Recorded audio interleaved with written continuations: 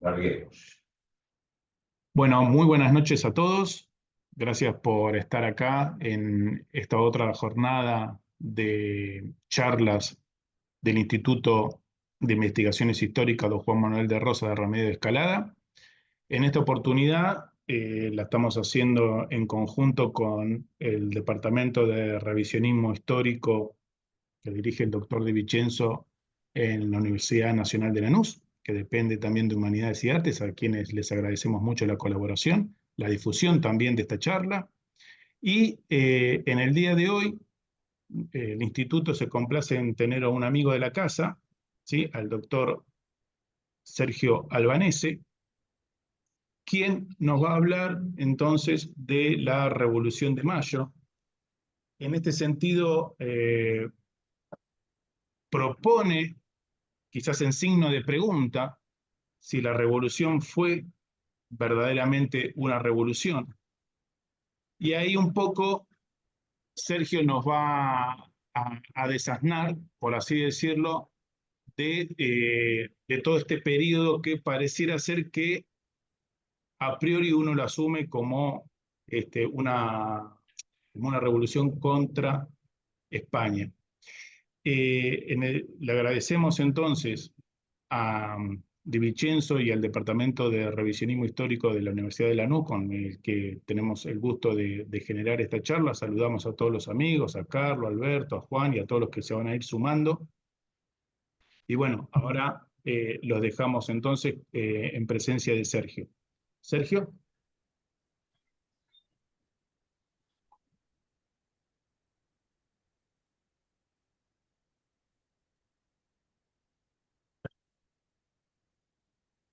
Buenas noches. Como ya les adelantó Esteban, el tema que hoy nos convoca y con motivo de que hace muy pocos días se conmemoró el 214 aniversario de la Revolución de Mayo, vamos a tocar este tema conmemorando esta fecha. Y bueno, la idea, como ya anticipó Esteban, es decir a través un poco de la exposición que vamos a hacer, si realmente fue una revolución o fue una contrarrevolución. Y para referirme al tema, amén de hacer referencia someramente a los hechos históricos, quise traer, teniendo en cuenta el auditorio, algunas reflexiones que las voy a, después en el transcurso de la charla, las voy a leer textual de contemporáneos de la Revolución de Mayo. Adelanto solamente un nombre, el del padre Francisco de Paula Castañeda. Y también traigo la opinión de historiadores, ya obviamente, ¿no es cierto?, que han hablado acerca del tema, han escrito acerca del tema, y también adelanto un nombre, el de Vicente Sierra. Todos conocemos lo que pasaba en 1808 en España con la invasión napoleónica, Bonaparte que corona rey a su hermano José, y a raíz de esto hay una reivindicación de las leyes de Indias, de las leyes de partida y de la teoría del tiranicidio elaborada por los teólogos españoles del llamado Siglo de Oro, la cual, brevemente, ¿no es cierto?, dice que es lícito eliminar al príncipe cuando éste no cumple con el bien común, el bien común social. ¿Mm? Y acá tenemos un esbozo, ¿no?, de lo que después los criollos, con la instalación ya de las formaciones de las naciones hispanoamericanas, van a dar, si se va a hacer un esbozo de lo que es el llamado ser nacional, que acá veo que entre el auditorio está el profesor Carlos Pesado Palmieri, que largamente ha escrito sobre el tema del, y ha expuesto sobre el tema del ser nacional. Seguramente después nos va a poder aportar bastante acerca del tema. Yo simplemente me voy a limitar a compartir con ustedes una definición que de ser nacional hace el historiador Federico Ibarguren. Y dice Federico Ibarguren, hablando acerca del concepto de ser nacional, es el que se engendra por una cultura bajo cuyo signo universalista y a la vez telúrico, los pueblos primitivos se transforman en comunidades organizadas, en naciones, mediando el tiempo.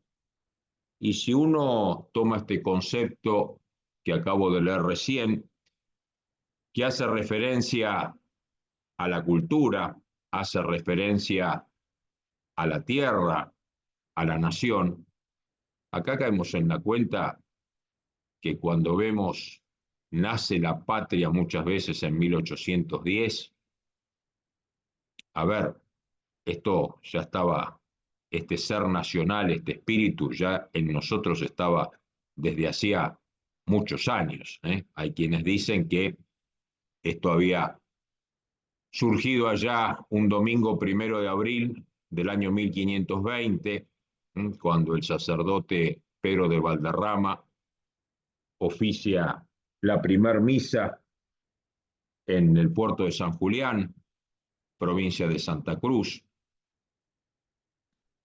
Hay quienes también, como por ejemplo don Federico Ibarguren, habla de que fue en 1541, luego de la población fugaz que había realizado Pedro de Mendoza, y que después va a dar motivo al nacimiento de lo que hoy es la zona paraguaya. Pero bueno, acá ya podemos tener un primer esbozo, ¿no? Decir que el ser nacional es la esencia misma de la patria argentina, cuyo fundamento es el catolicismo de la contrarreforma luterana. Y yo hace unos instantes había dicho que entre los contemporáneos a la revolución, mejor dicho, los contemporáneos de la Revolución de Mayo, iba a citar textualmente, es el padre Francisco de Paula Castañeda, que simplemente para hacer una referencia a su persona, había sido el capellán de soldados irlandeses durante las invasiones inglesas, y bueno, hizo que muchos, la prédica de él hizo que muchos irlandeses, ¿no es cierto?, terminaran combatiendo en las filas criollas. ¿Y qué es lo que nos dice el padre Castañeda?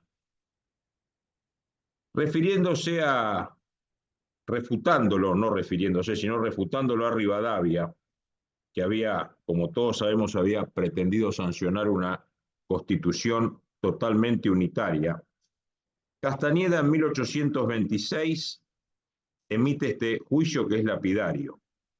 Dice, la América no quiere ser luterana, ni inglesa, ni francesa, ni portuguesa. Quiere tener una política que sea peculiarmente suya y no trasladada de los libros filosóficos cuyas páginas solo sirven para envolver la pimienta, el comino y demás semillas que antes se conservaban mejor en mates y calabazas. Los americanos, siendo y como son la mayor y más sana parte de la Asociación Antártica, no quieren confundirse con nación ni con tribu alguna. Ellos quieren gobernarse no solo por todos los títulos comunes, sino principalmente por los títulos heredados, que son privativamente suyos y a los cuales no quieren renunciar, aunque Juan Jacobo se condene.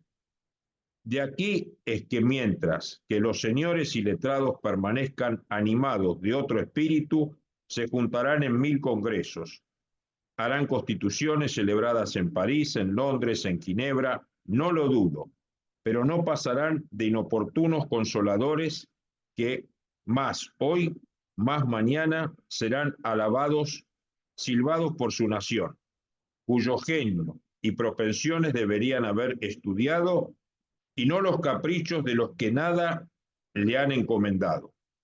Los legisladores de la República bien pueden haber sido una constelación de sabios, añade, pero por su indiscreción, por su imprudencia, han aparecido ante los pueblos como unos cometas ominosos y funestos que han abusado de unos poderes para hacer brillar la sabiduría furtiva de que habían hecho grande acopio, sacándola no de las fuentes públicas, sino de los charcos venenosos de esos libros anticristianos que nos han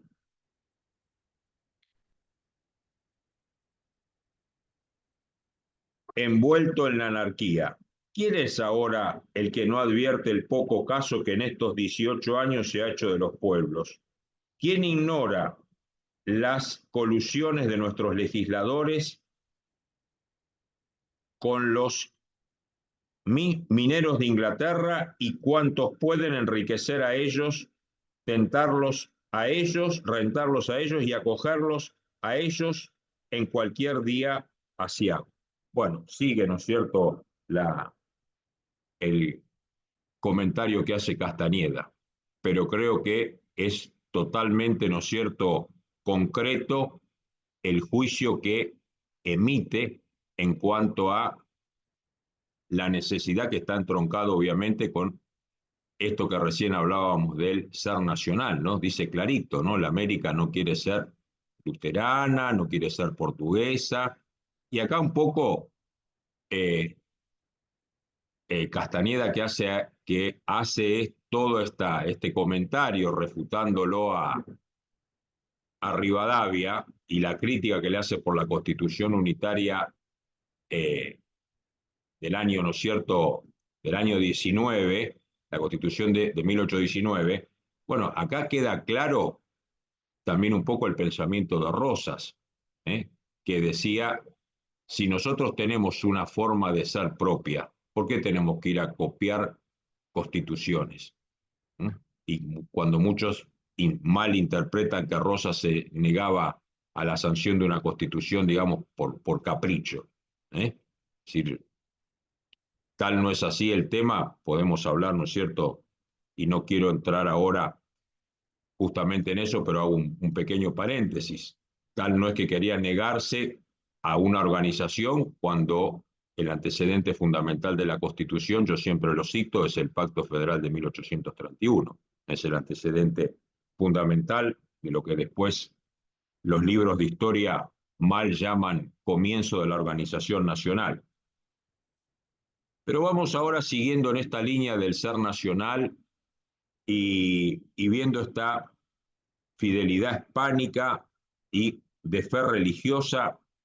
¿Qué pasa? Y acá voy a citar, voy a leer brevemente un poema del padre Pantaleón Rivarola, porque antes de la ocupación napoleónica, las invasiones inglesas habían probado que, pudiendo haberse independizado del virreinato, los criollos no lo hicieron. Es decir, sigue, ¿no es cierto?, esa esa fidelidad a España. Y esto está muy bien pintado, o muy bien, digamos, por decirlo, retratado, en un poema muy difundido en la época, de Pantaleón Rivarola, que escribió, son largos los versos, simplemente voy a leer una parte, pero para que ustedes vean dónde está el fondo de la cuestión. El título dice: Sucinta memoria sobre la segunda invasión de Buenos Aires el mes de julio de 1807. Y dice: estrofas referidas a la libertad popular al rey y a Cristo.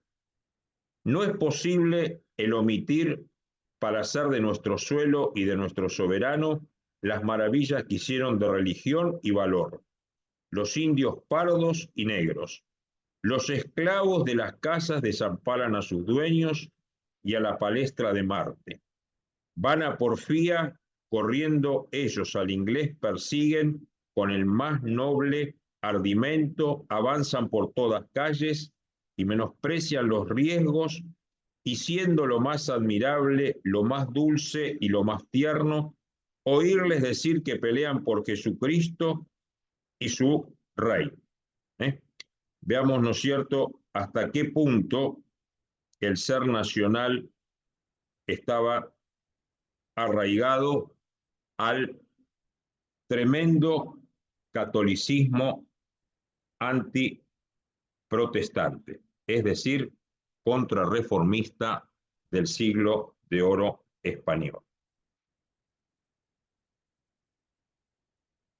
Yo les hablaba, ¿no es cierto?, bueno, al principio de la situación que lo que estaba ocurriendo en España, el rey, ¿no es cierto?, Fernando VII prisionero, la invasión napoleónica, y en este estado de acefalía, ¿no es cierto?, el pueblo que se levanta, el pueblo español se levanta en masa, los cabildos locales supliendo la cefalía real, nombran juntas de gobierno, y en ese nombrar juntas de gobierno aparece la postura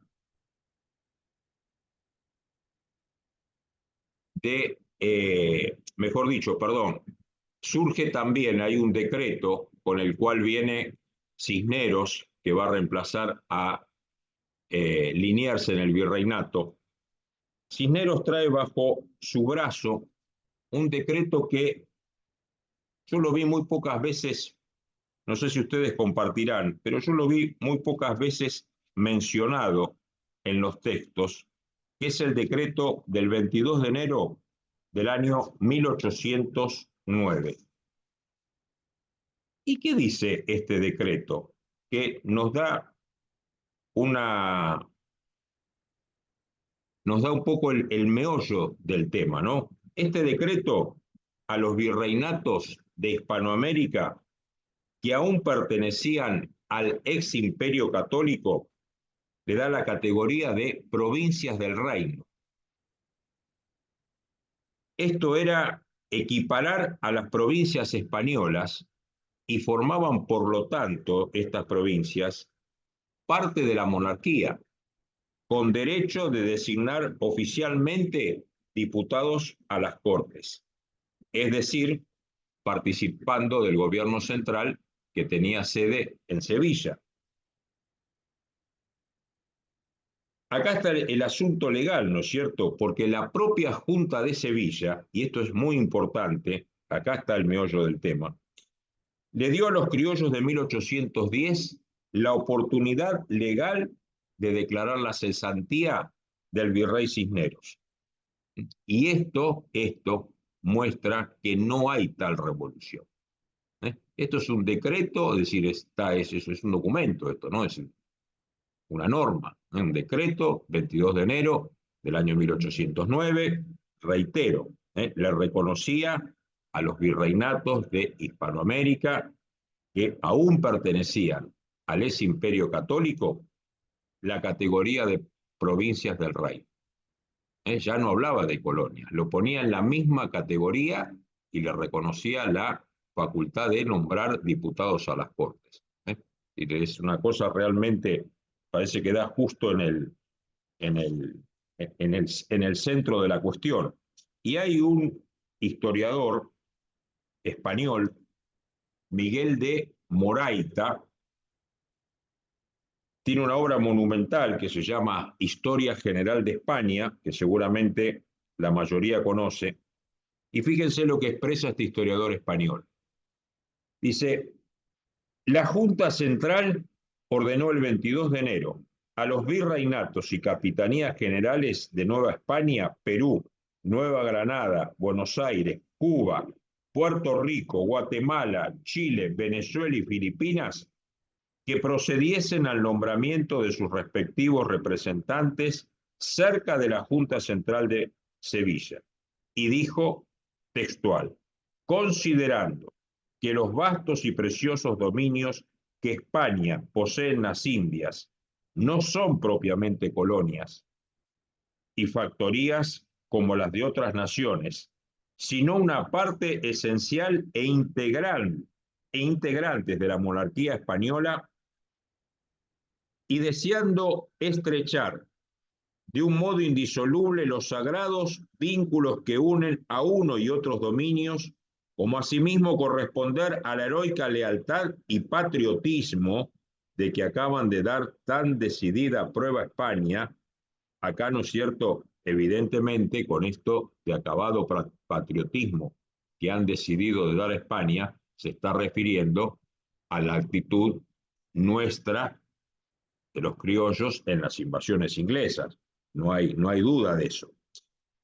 Se ha servido su majestad declarar en nombre de su majestad que los reinos, provincias e islas que forman los referidos dominios deben tener representación nacional e inmediata a su real persona y constituir parte de la Junta Central y Gobernativa del Rey.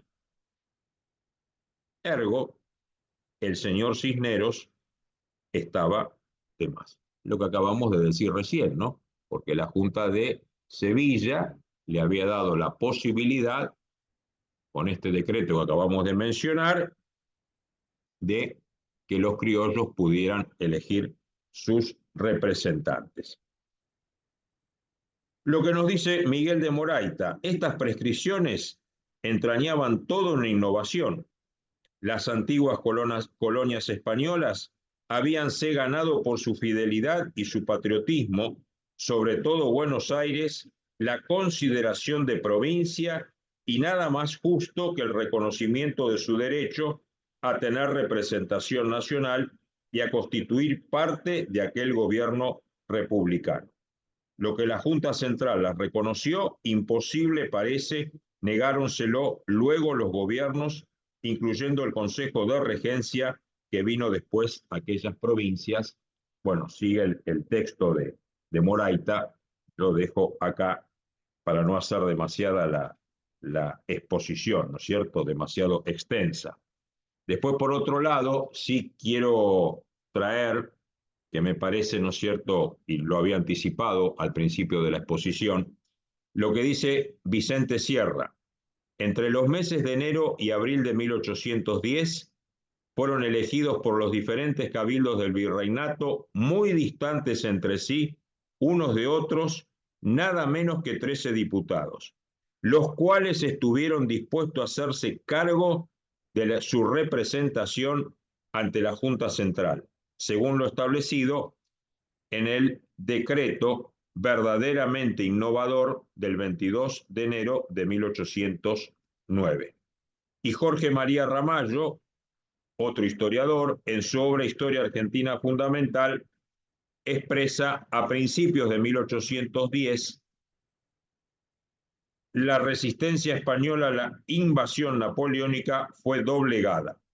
Es decir, viene la ofensiva napoleónica, después de Bailén, que se apodera de todo el territorio de Andalucía. La Junta Central se trasladó a Cádiz, que era lo último que quedaba, y luego a la isla de León, donde quedó disuelta la Junta Central derrotada y tuvo que ser custodiada la ciudad de Cádiz y la isla de León por la flota inglesa, porque de lo contrario Napoleón arrasaba con todo. Sabemos que luego después va a quedar constituido el Consejo de Regencia. Es un consejo, ¿no es cierto?, que lo constituye Wellington, lo hace sin el consenso de nadie, ese Consejo de Regencia, está constituido en su mayoría por comerciantes, los comerciantes ingleses, y al estar este Consejo de Regencia, ese va a ser uno de los motivos por los cuales le va a dar pie, entre ellos a Castelli, cuando son las jornadas del Cabildo de Mayo de 1810, le va a dar pie a Castelli para decir, a ver, momentito, acá este consejo, como diciendo, desconocen la autoridad. Obviamente, para desconocer la autoridad del consejo, Castelli va a hacer mención a las leyes de partidas y a las leyes de Indias, que esas leyes de partidas y de Indias sostenían en el tema de la cefalía que cuando había cefalía, los cabildos, ¿no es cierto?, a través de las juntas de gobierno, asumían la autoridad y designaban provisoriamente, hasta que haya un nuevo rey, designaban las autoridades.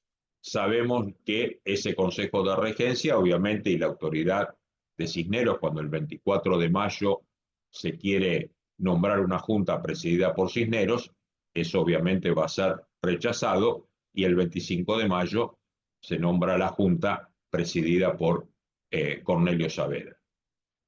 Yo les dije que iba a nombrar y cité al padre Castañeda como contemporáneo en la Revolución, pero me gustaría ir cerrando la charla y citar a dos contemporáneos de esos hechos, textual.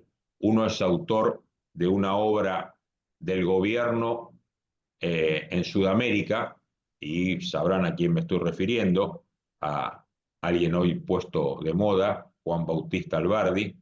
Yo digo, tanto citado y muy poco estudiado, la figura de Alberdi y cómo fue evolucionando, si se puede utilizar la palabra, su pensamiento a lo largo de su vida.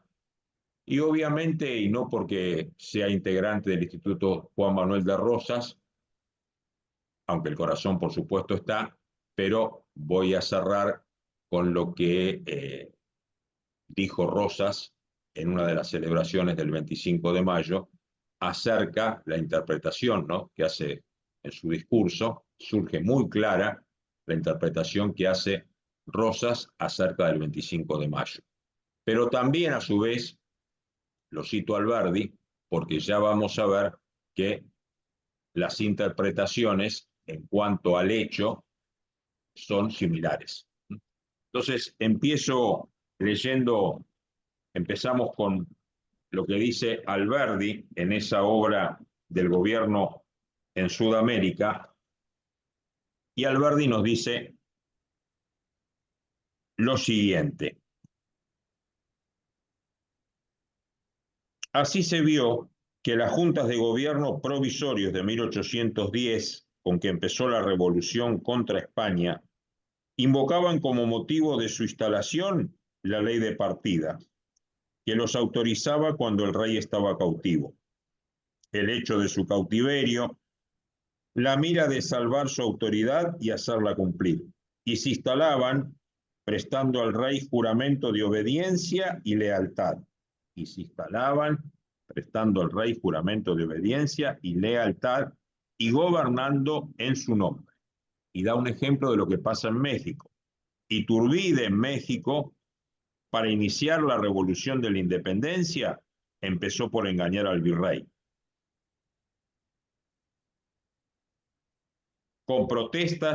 Empezó con protestas de adhesión al rey y obtuvo así el verse reintegrado al mando de su antiguo regimiento de Coyuya, con el que empezó la revolución. Aún así la empezó con una transacción, con un pacto, el Plan de Iguala, que era la amalgama de la independencia de México con la monarquía bajo un príncipe español. La idea del conde de Arana, así la revolución de América, dice Alberdi, se hizo en nombre del principio de autoridad y en nombre del deber de obediencia del pueblo a la autoridad del rey. Alfonsín tal vez hubiera dicho autoritarismo puro. Al revés de la Revolución Inglesa, que se hizo en nombre, acá continúa Alberdi, se hizo en nombre del principio del derecho de resistencia del pueblo a la autoridad del rey absoluto. En Sudamérica, sublevarse era obedecer. En Inglaterra, lo contrario, desobedecer.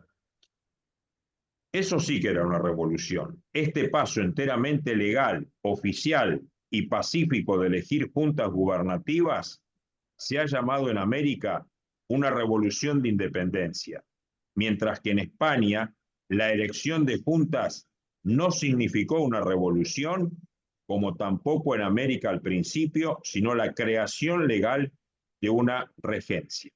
Era una actitud, no una revolución. Esto es textual, lo expresa Alberdi en el texto que cité hace unos instantes. ¿Contra quién? Se pregunta. ¿Contra el rey? ¿Contra el rey? Estaba prisionero y cautivo. ¿Contra las juntas españolas que lo representaban? Ellas mismas habían invitado a Sudamérica a crear juntas de esa especie. ¿Contra la ley? ¿Contra los virreyes representantes del rey? Ellos renunciaban su poder y convidaban al pueblo a crear juntas gubernativas. Cisneros autorizó el cabildo abierto del 22 de mayo. Contra los cabildos mismos nombraban las juntas de acuerdo con el pueblo conforme a la ley. Si habían hecho un cambio, dice Alberdi, si ese cambio era una revolución, esa revolución era la obra de Europa, no la de América, que era agente pasiva de esa novedad. Es verdad que ese cambio, empezado europeo, volvió americano. He aquí cómo el cambio legal, pacífico y español al principio se volvió naturalmente una revolución americana de independencia a partir de 1813, y esta independencia se volvió un hecho definitivo y permanente después de 1816 en Argentina y en el Río de la Plata. Hasta aquí, y bueno, hago un corte, porque después también prosigue el texto, pero lo que expresa Alberdi, bien claro, parece que no hace falta comentarios, acerca de que no hubo tal revolución. Y para concluir, como dijera hace unos instantes, el discurso que Rosas pronuncia el 25 de mayo de 1836, el cual fuera publicado en la Gaceta Mercantil de Buenos Aires. Dice Rosas: qué grande, señores, y plausible debe ser para todo argentino este día consagrado por la nación para festejar el primer acto de soberanía popular que ejerció este gran pueblo en mayo del célebre 1810. Y cuán glorioso es para los hijos de Buenos Aires haber sido los primeros en levantar la voz, con un orden y una dignidad sin ejemplo, no para sublevarnos contra las autoridades legítimamente constituidas, sino para suplir la falta de las que acefala la nación, habían caducado de hecho y de derecho, no para rebelarnos contra nuestro soberano, sino para conservarle la posesión de su autoridad, de que había sido despojado por un acto de perfidia. No era romper los vínculos que nos ligaban a los españoles, sino para fortalecerlos más por el amor y la gratitud, poniéndonos en disposición de auxiliarlos con mejor éxito en su desgracia, no para introducir la anarquía, sino para preservarnos de ella y no ser arrastrados al abismo de males en que se hallaba sumida la España. Estos, señores, fueron los grandes y plausibles objetos del memorable cabildo abierto celebrado en esta ciudad el 22 de mayo de 1810, cuya acta debería grabarse en láminas de oro para honor y gloria eterna del pueblo porteño. Pero ¿quién lo hubiera creído? Un acto heroico de generosidad y patriotismo, no menos que de lealtad y fidelidad a la nación española y a su desgraciado monarca, un acto que ejercido en otros pueblos de España con menos dignidad y nobleza, mereció los mayores elogios, fue interpretado en nosotros malignamente, como una rebelión disfrazada, es decir, como una revolución por los mismos que debían haber agotado su admiración y gratitud para corresponderlo dignamente. He aquí, señores, otra circunstancia que alza sobremanera la gloria del pueblo argentino, pues que ofendidos con tamaña ingratitud, hostigados y perseguidos de muerte por el pueblo español, preservamos 7 años en aquella noble resolución, hasta que cansados de sufrir males sobre males, sin esperanzas de ver el fin, y profundamente conmovidos por el triste espectáculo que presentaba esta tierra de bendición, anegada en nuestra sangre inocente y con ferocidad indecible, por quienes debían economizar nada más que la suya propia, nos pusimos en manos de la divina providencia y confiando en su infinita bondad y justicia, tomamos el único partido que nos quedaba para salvarnos. Nos declaramos libres e independientes de los reyes de España y de toda otra dominación extranjera. El cielo, señores, oyó nuestras súplicas. El cielo premió aquel constante amor del orden establecido que había excitado hasta entonces nuestro valor animado, nuestra lealtad y fortalecido nuestra fidelidad para no separarnos de la dependencia de los reyes de España, a pesar de la negra ingratitud con que estaba empeñada la corte de Madrid en asolar nuestro territorio. Sea pues nuestro el regocijo, tal cual lo manifestáis en las felicitaciones que acabáis de dirigir al gobernador por tan fausto día. Pero sean renovados aquellos nobles sentimientos de orden, de lealtad y fidelidad que hacen nuestra gloria para ejercer con valor heroico en sostén y defensa de la causa nacional de la Federación, que ha proclamado toda la República de esta causa popular, bajo cuyos auspicios, en medio de las dulzuras de la paz y la tranquilidad, podamos dirigir nuestras alabanzas al Todopoderoso y aclamar, llenos de entusiasmo y alegría, viva el 25 de mayo, viva la Confederación Argentina, mueran los impíos, los unitarios impíos. Parece que acá también otro testimonio decía recién, similar, si uno compara lo que dice Rosas en este discurso del 25 de mayo, cuando se cumple, en este caso, el 26 aniversario de la Revolución, lo que escribe Alberdi en su libro del gobierno en Sudamérica, queda claro que la revolución se hizo para salvar la autoridad del rey que estaba cautivo, se mantuvo el orden, tal es así que hay, digamos,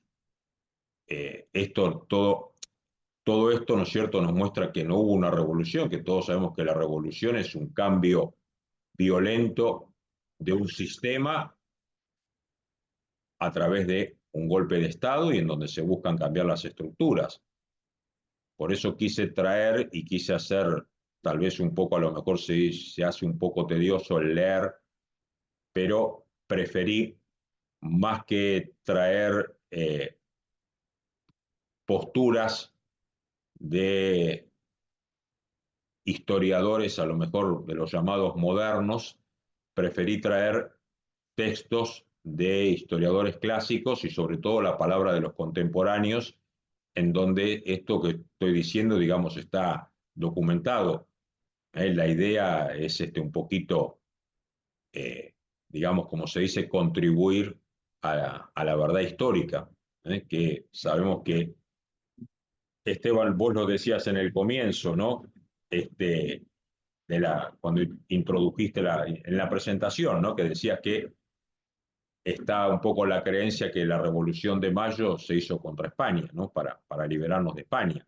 Y yo siempre digo, falta aclarar contra la España, ¿no es cierto? Decir, invadida por Napoleón. Ahí fue la Revolución de Mayo, ¿no? Es decir, la España napoleónica. ¿Mm? Y bueno, un poco, yo creo que a veces en pocas palabras se puede expresar eh, una idea, y me viene un poco ya para cerrar una canción nacional, ¿no? Que creo que es de la década del 80 del siglo pasado, y una parte de la letra que me parece muy significativa, pero ilustrativa a la vez de estos sucesos. Una parte de la letra dice, la Revolución de Mayo, escuchen, ¿no? Dice la Revolución de Mayo en homenaje al rey de España. Me parece muy significativa, ¿no? Es decir, canta otras cosas, pero dice la Revolución de Mayo, el que la canta, ¿no? Dice en homenaje al rey de España. ¿Eh? Y bueno, para cerrar, que ya lo he hecho en otras presentaciones, eh, siempre me gusta recordar aquellas palabras, que esto es un instituto precisamente de revisionismo histórico, y así se llama el departamento de la Universidad de Lanús, que en conjunto, ¿no es cierto?, estamos haciendo esta presentación, que el departamento se llama de revisionismo histórico. Un revisionista de fuste histórico, como lo fue José María Rosa, él decía que revisar la historia es una tarea ardua, pero es una tarea hondamente patriótica, y decía que de esa tarea saldrá la Argentina de mañana, con argentinos llenos de fe y de fervor y de patriotismo en su futuro. Bueno, con esto concluyo la charla.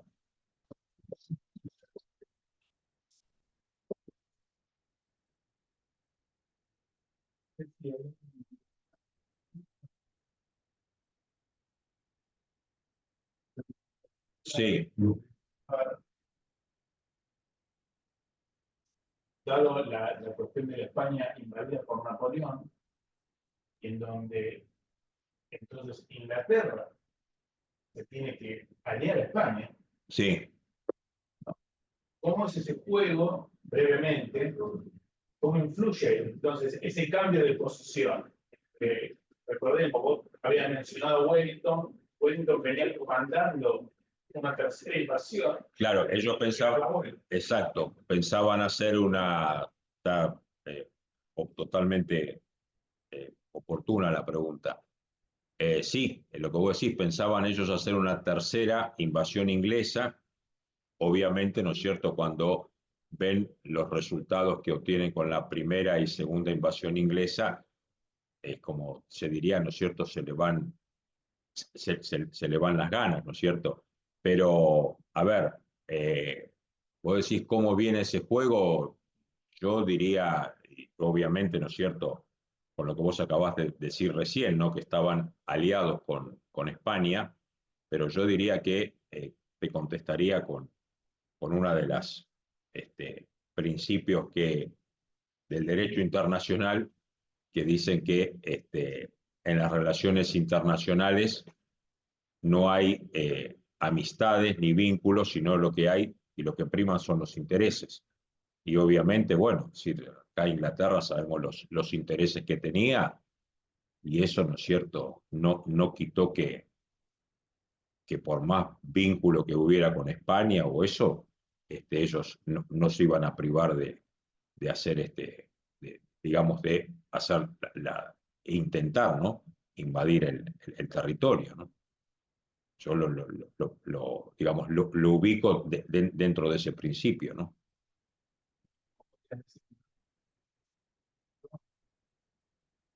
Que vos mencionás anterior del ser nacional, en donde no íbamos a ser ni protestantes, Claro, ni luteranos, ya había, estaba encarnado, por así decirlo, cierta resistencia a todo eso. claro, y sí, totalmente, sí, sí, sí, sí. Aparte, a ver, yo cité, y no sé si, creo que sí, pero si no, digámoslo, lo digo con todas las letras. Cuando yo hablé de que Cesar Nacional ya venía de mucho antes y dije, ¿no es cierto?, cité el 1520 y hablé del puerto de San Julián, ese día, el 1 de abril de 1520, lo que se hace es celebrar una misa, que la celebra el padre, si bien recuerdo el nombre, Pedro de Valderrama. Y, decir, ya, digamos, ese sustrato ya en nuestras tierras ya estaba. Y hay quienes más, ¿no? Es decir, yo cité 1520, dije la postura de Ibarguren 1541, pero hay quienes también, digamos, y no me parece descabellado, hablan ya de con la llegada de Colón a estas tierras, 1492, ¿cierto? Si uno va a donde se abreva ese zar nacional. Y Rosas, por otro lado, que lo cité al final, Rosas era muy consciente de, de lo que era el zar nacional. Él cuando, por un lado, yo también cité al padre Castañeda, refutándolo a Rivadavia y criticándolo por la constitución unitaria que se había sancionado. Rosas decía, hagamos una constitución, pero no copiada del molde como después se terminó haciendo. Sino decía, nosotros tenemos nuestras propias costumbres, decía, tenemos una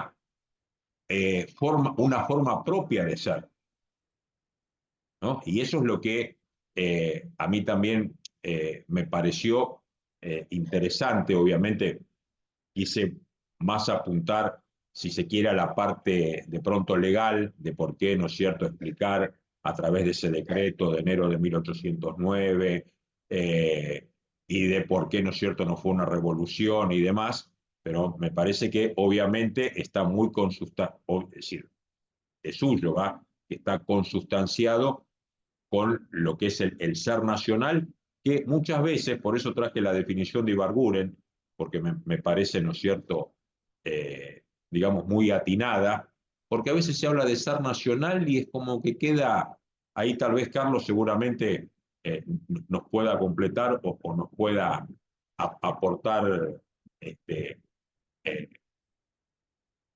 más, ¿no es cierto?, acerca del tema, porque parece que nunca se terminara de definir entre nosotros, ¿no? Entonces dice, y bueno, ¿y qué es el ser nacional? ¿No? Y a veces se queda medio en un... Y bueno, y no y yo creo que a veces hasta, no sé si no, medio la negación no se hace, dice la batería se está agotando, no sé si habrá que cargar algo, pero por las dudas aviso. Y es como que no se termina de definir. Y acá dice así, Está bien. la de la compu. Bueno, no sé si respondo la... Bueno, bien. El desafío, Acá quiere haber, sí. no sé si puedo participar, Sí, puedo sí, aportar algo más, doctor es y que esa es la querido idea. amigo. Los componentes, por supuesto, me parece muy bien iniciar siempre estas reflexiones a través del ser nacional que hoy está tan negado y está tan desdibujado, está tan mal conocido, está en una Argentina del éxodo, ¿no es cierto? Volver a los componentes, y son múltiples, no los voy a citar porque están bien desarrollados desde el inicio, porque las causas son esas, ¿no? Fe, lengua, identidad, soberanía, tierra, bueno, hay muchísimos los componentes, eso lo hemos escrito y está en el conocimiento, Sierra, que fue citado también.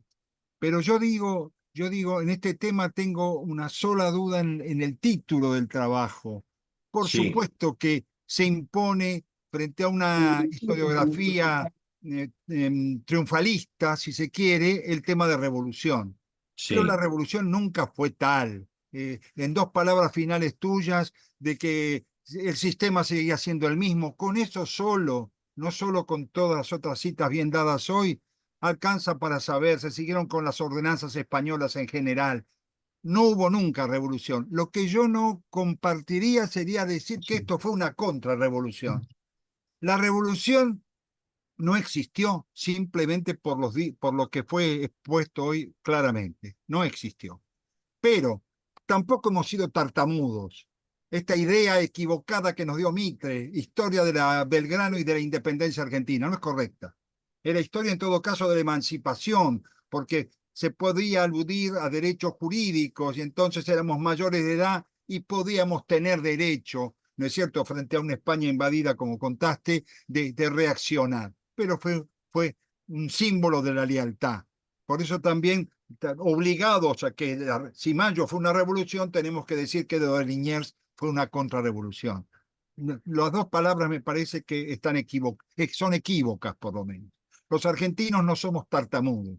La Argentina no nació, no hay patrias por decreto, no nacen clonadas, tienen una tradición. Vos lo demostraste bien con esos 400 años previos, con la aseveración de Rosas que es anterior a la de Gorberri, ¿no es cierto? Entonces todo esto tuvo un gran significado, me parece que las citas fueron más que correctas, y lo mío es esto que repito siempre, ¿no? No hay patrias por decreto, todos queremos ser originales, entonces el ejército argentino nació el 28 o el 29 de junio de 1810, de 29 de mayo, perdón. No, el ejército argentino está plasmado en la lucha contra los invasores ingleses, herejes, luteranos, en fin. Entonces, este gusto por originalismos en la historiografía argentina nos ha dañado muchísimo. Así que, como decimos en el Instituto Histórico Revisionista, del revisionismo histórico clásico, del clásico, ¿no es cierto? La verdad siempre vence. Así que te felicito, Sergio, por la exposición. bueno, muchas gracias, Carlos, y un poquito comentando lo que usted decía recién de contrarrevolución, que son palabras equívocas. Coincido con eso, porque es decir, a Liniers cuando se lo quiere, ¿no es cierto?, que se lo acusa de contrarrevolucionario, Liniers no hace más que con su acción seguir siendo, ¿no es cierto?, si algo no se le puede, ¿no es cierto?, algo, bueno, en toda su actuación, negar y dejar de reconocer la fidelidad que él siempre tuvo a su rey, ¿no? Pero coincido, yo un poco, digamos, puse así esas líneas como para provocar, ¿no? Y creo que, bueno, que lo logro porque recién usted acaba de hacer la observación, ¿no? Pero sí, sí, coincido. Vos que creo que querían de acá preguntar algo o comentar algo, no sé.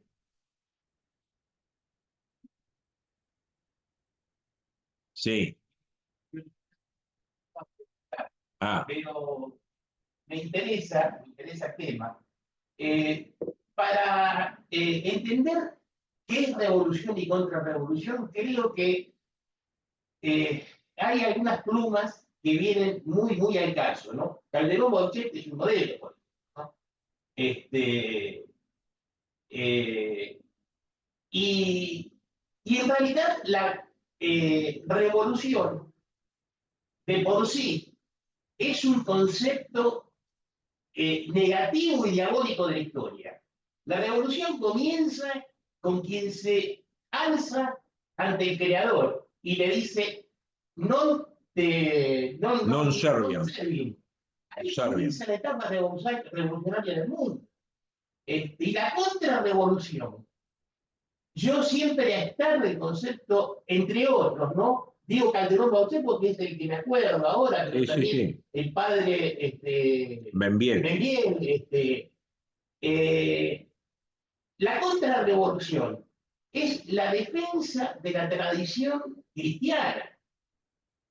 Entonces, a mí me parece, ¿no?, que casi sin quererlo, en el tema del 25 de mayo, cae bien el análisis de si fue una revolución o una contrarrevolución.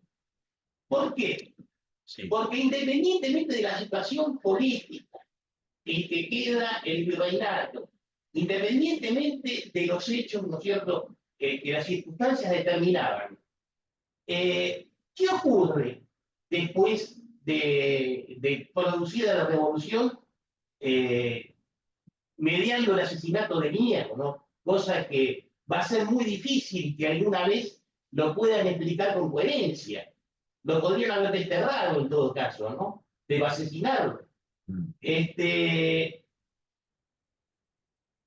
Allá por la década del 70, aquellos que éramos muchachos, ¿no? Tanti anni fa, como dice el italiano, ¿no? No dejamos de ver la película, creo que todos, de Juan Manuel de Rosas, que había hecho el libro de Pepe Rosa. Sí. Y la película comienza con Juan Manuel al frente de los Colorados del Monte, porque fueron convocados por el temor a las hordas que los porteños suponían que López iba a lanzar sobre una Buenos Aires que le debía a López. Lo convocan y él, en su condición de jefe de milicia, concurre con los Colorados del Monte. Y en una reflexión, que por lo menos en la película aparece, ¿no? Dice, pucha con estos porteños. Se creen los más ilustrados, los más inteligentes, los más sabios. Leídos, utilizan. Los más leídos, Sí. pero no entienden para nada cuál es la esencia de la Argentina y del pueblo argentino. O sea que ya en esos años, acá tenemos que situarnos en el año de la anarquía, ¿no? De 1820. Ya comienza una revolución que va más allá de las estructuras políticas. Una revolución que va al alma del pueblo argentino.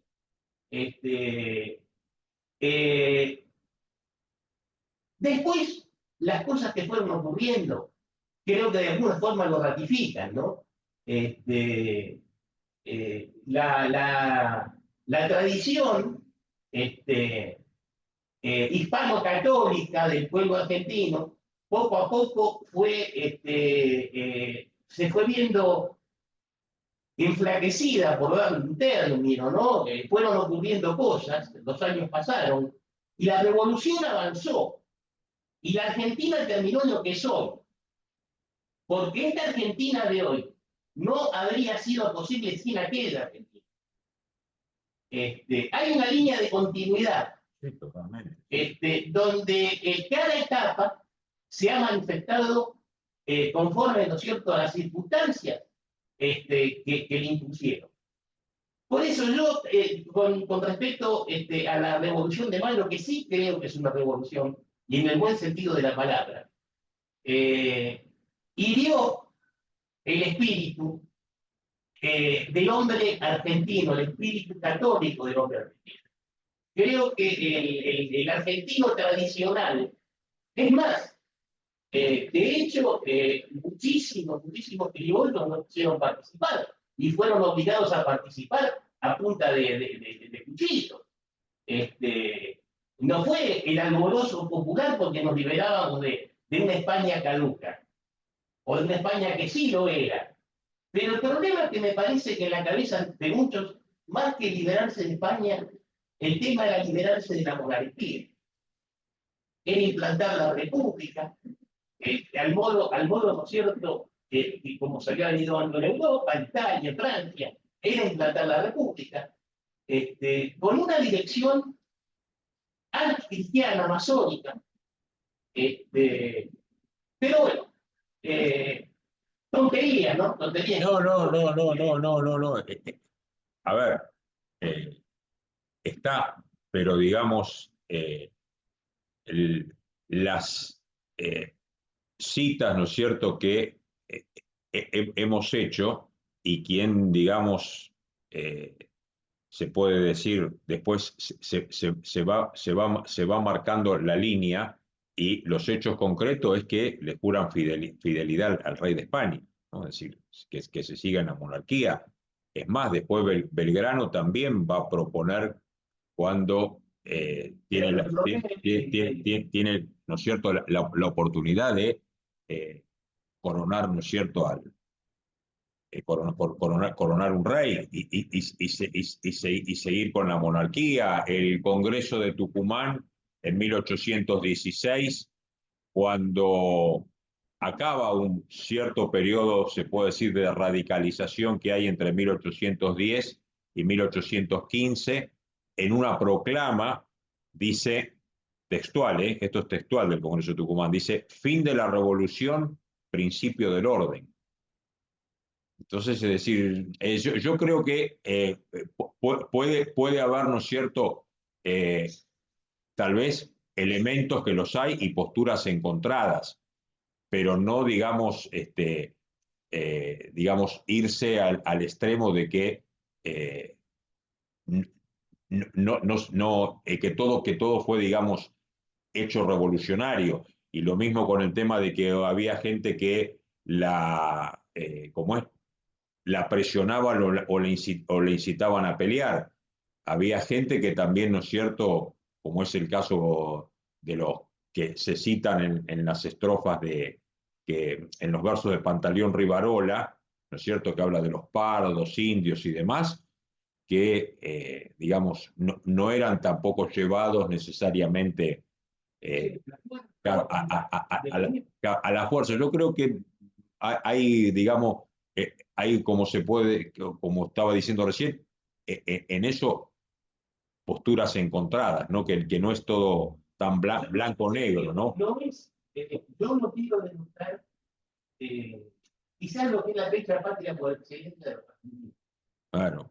Además, no tendría ni autoridad intelectual ni autoridad moral. No, bueno, no. Pero acá hay entrenamiento. Yo no puedo omitir. Sí, tú, claro. Y a mí el 25 de mayo es una fecha que me llena el horizonte de claros oscuros. Claro. Fundamentalmente fue el asesinato de Liniers.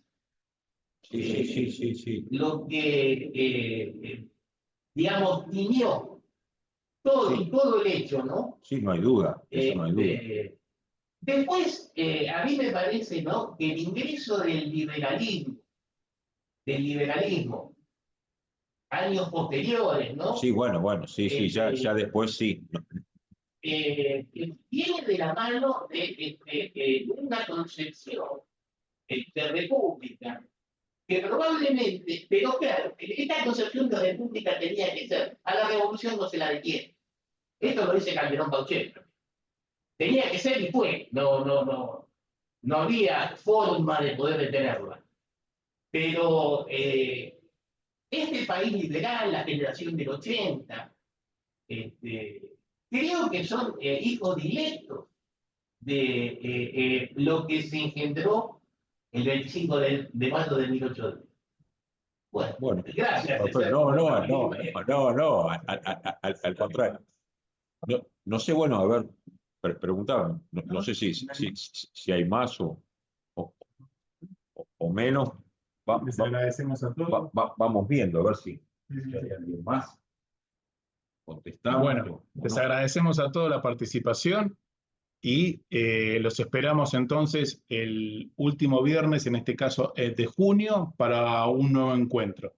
Así que gracias Juan, gracias Carlos y a todos los que van a estar viendo esta charla en diferido. Los saludamos del Instituto Rosa de Remedio Escalada. Muchísimas gracias. Que tengan buen fin de semana.